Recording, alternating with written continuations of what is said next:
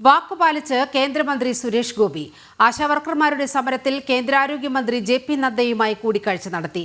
കേന്ദ്ര ആരോഗ്യ മന്ത്രാലയത്തിൽ അരമണിക്കൂറോളം നടന്ന കൂടിക്കാഴ്ചയിൽ കേരളത്തിലെ ആശാവർക്കർമാർ നേരിടുന്ന വിഷയങ്ങൾ സുരേഷ് ഗോപി കേന്ദ്ര ആരോഗ്യമന്ത്രിയെ ധരിപ്പിച്ചു. ഓണറേറിയം വർദ്ധിപ്പിക്കുന്നതും പെൻഷൻ ആനുകൂല്യങ്ങൾ സംബന്ധിച്ചും കേരളത്തിലെ ആശാവർക്കർമാർ ഉന്നയിക്കുന്ന വിഷയങ്ങൾ സുരേഷ് ഗോപി കേന്ദ്ര ആരോഗ്യമന്ത്രി ജെ.പി. നദ്ദയുടെ ശ്രദ്ധയിൽപ്പെടുത്തി.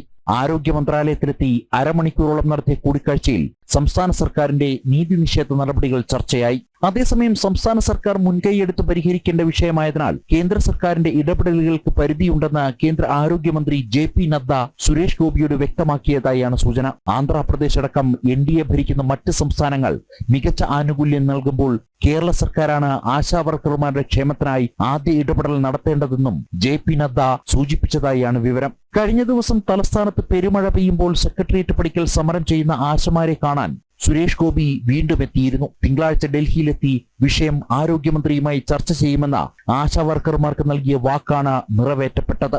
ജനം, ഡൽഹി.